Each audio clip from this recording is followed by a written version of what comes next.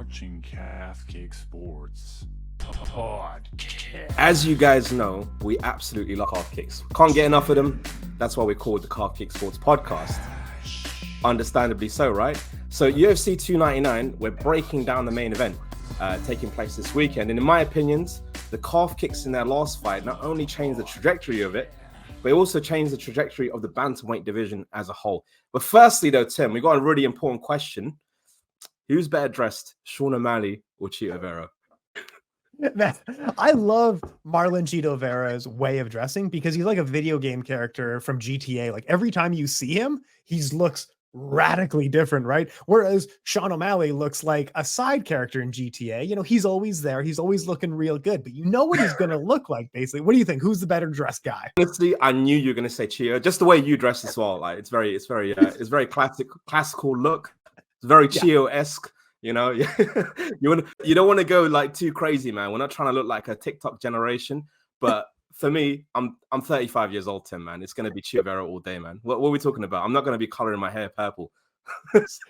No, I co-sign with you on that one. But yeah, like if I had to pick whose style I mimic, it's gotta be Chito, right? I can go visit my parents dressed as whatever Chito Vera does, right? Oh yeah, 100%. You could see your parents. You could see your girlfriend's parents. If you're going in as Sean, in a kid's children's party, they're gonna be like, I didn't know we hired a clown. That's crazy. And having said all that, Sean is a super cool guy, superstar, incredibly talented, right? Like no hate on him at all. Like if I could dress that way confidently, I would, right? Go ahead. What do you think of Sean? 100%, man. Superstar, he's definitely a superstar. But yeah, going into his kind of journey, man, they had that fight quite a few years back now. I think it was 2019 or 2020, in fact, which to a lot of you guys seems like the other day. But the journey, man, he's gone through. Incredible, man. He was on this massive rise. He just knocked out Eddie Wineland in dramatic fashion. He fights Chito Vera, and it's almost kind of like you go into the fight and you almost think, yeah, this is just a done deal, man. He's definitely going to smash Chito Vera. Rolls his ankle, weird freak accident, and Chito Vera takes advantage and calf kicks the shit out of him the rest of the fight. Beats him up pretty much, quite simply put. But I do think it was a bit of a fluke, Tim, man. And I'm probably going to get a little bit of hate on this. Do you think it was a fluke? Yeah, well, it's hard to say because those kinds of injuries are really hard. Would it have finished the fight in any other way? Like, no, Chito maybe wouldn't have won that fight. But like, if the nerve damage wasn't happening because of the calf kick and the way the calf kick comes through, no, like he would have been fine. But like, that is the other side of it of like, well, it did damage the nerve. And maybe we've seen it in other fights where he gets damaged like that. That weakness is kind of there. So I almost can say, maybe there's a little bit of luck, but everything was placed perfectly. I don't know. That's a tough one. What do you think? What's your conclusion? So when I looked at it twice now, I've looked at it twice and it's really strange here. It almost felt like, what's the commentary team doing? Like, are they high or something? Are they just missing this out? Because Sean rolled his ankle twice here before they noticed. So he's rolled his ankle and then he kind of just did the chicken dance with his shoulders. No one said anything. He did that the first time. He tried to style it off, and then Sean, as kind of the time went on, he started backing up a little bit. He thought, shit, man, my ankle's a little fucked. He does it a second time round. Commentary's team still says nothing. Third time it happens, and they're like, oh, I think he's injured, man. I'm like, no shit, man. Come on, you should have clocked this like twice before. After that happens, this is what people don't realize. I think Chito smelt blood only after the injury and then went for those calf kicks. I mean, I got to see it again.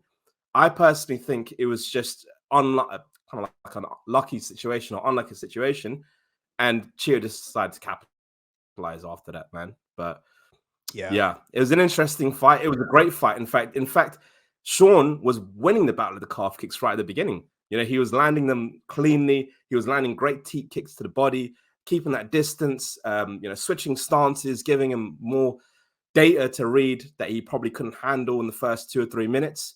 But yeah, Sean looked like a world beater, as he has done in many fights beforehand.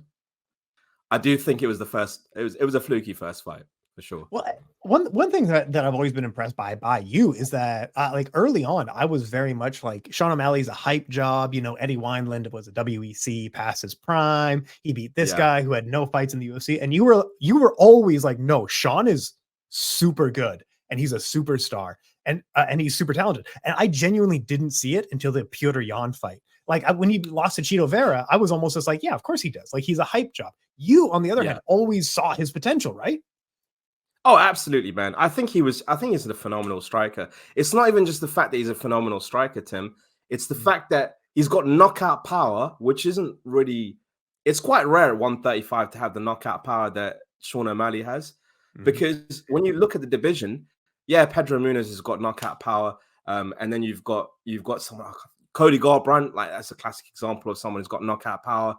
And Petr Yan. But then other than that, you don't really have too many one-shot kind of hitters in the bantamweight division. So he's got that, he's got the length, and he's got the variation of striking, man. It's just, I think he's a wonderful striker, and he's just a problem for anyone in the division. The first Petr Yan fight, I didn't really understand why people were calling it a robbery. Like, we both watched the fight, and come on, man, no robbery. Really? It's great decision, honestly. It was actually one of the better decisions. Yeah, and it was based on damage, man. Like we're changing the way that we're judging it. So yeah, classically, man, just damage. But Chito Vera, he's a dog. Cardio for days. You know, he can go 5 rounds. He's never actually been finished, Tim. I'm going to double check that, but never been knocked out. I don't think he's ever been submitted. I've got to double check that, but never been knocked out, which is the main thing. That's really Sean O'Malley's kind of key to victory here. But yeah, if there's a key to victory for Marlon Vera, it's basically like you're going to have to last out to the 3rd or 4th round and try and get a knockout, man. That's why my opinion is that's the only thing. That's the only way that Chito can win this fight.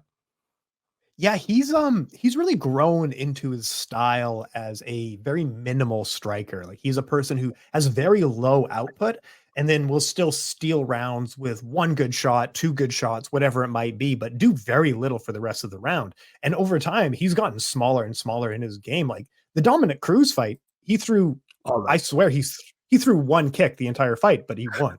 And then like against Corey Sandhagen, you get the feeling like if you had a little bit more output, you could have won that decision. If you doubled, not doubled, just a little bit more here and there. He's just such a low output fighter, but it works. And that's kind of what his game is that he's a very good low output fighter, very minimal for what he puts in. And I think because of that, he can do 5 rounds, no questions asked, no problem on that. But I am worried of like, this is a low output fighter versus a counter striker, and both of them have gotten better at what they specialize in. Could this be a really boring fight? That's an excellent point, because we've seen this in the past, man. Okay, I'm trying to think of a good example. So Yoel Romero and Israel Adesanya. Yeah, perfect. What they did is the entire fight. And it was such a highly kind of touted fight. They're like, oh my God, it's going to be such a banger of a fight, man. Israel Adesanya is either going to get the knockout or Yoel's going to get the knockout at 49 years old or however old he was back then. And it just ended up being such a shit fight, man. Honestly, Tim, I don't think anyone could even pay me to watch that fight again. Like, it's just that boring. And that was only just stemmed from the patience of both men. They didn't want to take the risk. They didn't want to get knocked out. And I feel like in a high-stakes fight like this, a Chito Vera fight, I don't believe Sean's going to be the aggressor in this fight, man. I feel like he's going to try and, as you said, man, he's going to play the distance game. He's going to wait and counter. And Marlon Vera might do the same as well. This is, fuck. Well, maybe the better question to look at is like, so the fluke that happened in the first fight, if it's a fluke, do you think it could happen a second time? Could you see that happening a second time? Even if it's a fluke, that could happen again, right? Definitely, yeah. I mean, it's the injury as well, isn't it? He hurt his leg against Andre Suckermum. Sorry. That's a good one. Yeah, he hurt his foot against Andre Suckermum like a few years ago. So I think that is definitely something that could be a factor going in. He could injure it again. And you're right, man. It could just be another freak accident going into this as well. So but hey, look, man, Tim, I'm going to be really honest with you. I'm all aboard the Sean O'Malley hype train, man. I think he's really good. I don't think he's, a huge personality in terms of his trash talk or anything like that, but his fighting style is great, man. I think it's brilliant. And I personally think, just my final prediction, I think Sean O'Malley is going to absolutely either dominate it for 5 rounds or he's going to get an early finish, the second round or third round, if I had to guess. What do you think? No, I agree with you. I've seen Sean O'Malley's head toughness. I don't think he's going to get knocked out. Like, his body toughness is the worrying part, and he's already had surgery. So I could see like the wheels just come off over 5 rounds or something like that. He takes a few leg kicks early and the wheels start coming off. I want to pick Sean O'Malley, but it's the durability question that I'm really lying in. So I'm going to switch my pick from what we actually talked about earlier. I'm actually going to go, now that we've talked it out a bit, I'm going to switch to Chito Vera, but it's going to be boring. It's going to be ugly. It's just going to be a handful of leg kicks, but I think Chito Vera actually gets it done. But I'm not even going to say knockout. I'm going to say TKO injury or something like that. I love that, man. I think that's very likely as well. Because it's funny, because we talked ourselves into the opposite decision. Yeah, we did. I know. We do this every time. Hey, there's one thing I forgot to mention as well, Tim. Isn't it weird, that Pedro Munoz could probably beat both of these guys? I know. I saw that too. Of like, he has a no contest kind of win over one, and then he's just like a narrow decision against the other. Yeah, I know. Pedro Munoz is just out here underrated, and in the entire. That's the thing with this bantamweight division is you could see any of these guys being champion. Like Corey Sandhagen is right there. He could be champion right now. Petr Yan right there. He could be champion right now. Not Rob Font, but who was the wrestler that we just had last week? And I forget his name. Oh my God. Umar Nurmagomedov. Umar Nurmagomedov. And how about Merab Dvalishvili? Like all of these guys, just like you could have a Grand Prix 7 weeks in a row and you get 7 different champions every single time. Like it's an insane division bantamweight is. It really is, man. And I feel like the UFC really need to do a tournament style now because this is the perfect time, man. You've got multiple elite level fighters in the bantamweight division. Just make it tournament style, man. Make it like what ONE FC do over the space of a 1.5 years and then get like a tournament style winner. I think it would really benefit the UFC doing something like that. And it will showcase the bantamweight division. I mean, we don't really have anything like that. So, get that shit done, UFC. Get that shit done. All right, let's move to the rest of the card here. Has Father Time caught up for Dustin Poirier, and will we see it in the Benoit Saint Denis fight? Bro, that Benoit Saint Denis guy is scary, man. Yeah, he's so scary. Good. Bro, do you remember that debut? Yeah, so he made it against Dos Santos, Ezekiel. I'm gonna fuck his name up, but the Brazilian guy at welterweight, and he was taking a beating, man, for 3 rounds. You could tell this guy fought in war because he was ready to die in there, man. That's at welterweight against a much bigger opponent. He's going down at lightweight. Honestly, I have a feeling that Dustin Poirier's days are numbered, man. And I think this is going to be the first knockout loss here that really cements that. But yeah, what do you think, Tim? Agree. No, I agree. You can't go into the like week in, week out wars that Dustin Poirier has had without showing the stripes. And like he had some of the best fights in UFC and MMA history against like Max Holloway and Justin Gaethje and Eddie Alvarez like multiple times. Like he can't keep doing that. And like maybe it's not this fight, maybe it's the fight after, but I think it's going to start to show. And I have a feeling it's this fight is the honest thing. In their prime, I'm a Dustin guy all day. I like Dustin a lot, but right now he's just too old, too damaged. This is a Benoit Saint Denis thing. Yeah, it's like Habib says, man. You cannot be prime forever, brother. All right. How about the newly signed, stolen from Bellator, free agent at one point, Michael Venom Page, one of the actual like standout stars outside of the UFC, making his debut against Kevin Holland. What do you think?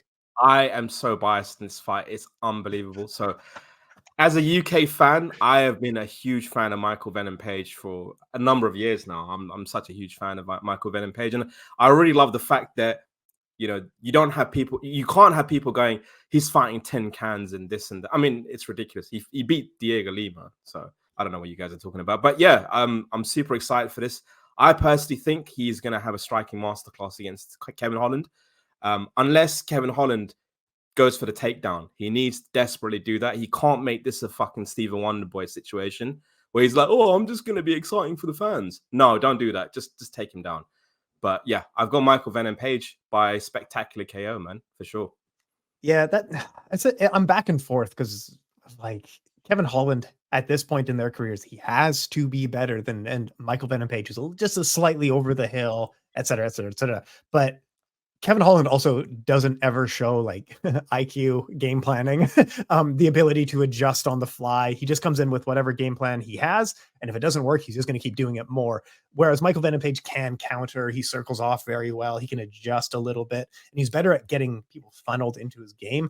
The age does worry me a little bit, but where Michael Venom Page's weaknesses lie, they're not Kevin Holland's strengths. So like, he's not, like you said, like he has to wrestle him. Man, he's never done that before in his life. Like, I just, I actually think Michael Venom Page is the right pick here. Oh man, UFC are playing a very obvious game, man. You know this, like, if you, they're not going to be like, oh, Michael Venom Page, we'll pay you about a couple of million, each fight. But do you want to fight Kamaru Usman straight away? Yeah, Shavkat, Hamza, I take the guy who can't wrestle. Basically, yeah. Just get him against the guy that can't wrestle whatsoever. Put him against the top 15 guy. Perfect, man. Perfect. Chef's kiss. I love the Petr Yan Song Yadong fight. This is such a good fight. Another bantamweight banger. What do you make of this one? I love it. I'm gonna put a bet on this one. So I think Song Yadong, and this is gonna be very controversial. I think Song Yadong is gonna knock Petr Yan out, man. I have a feeling.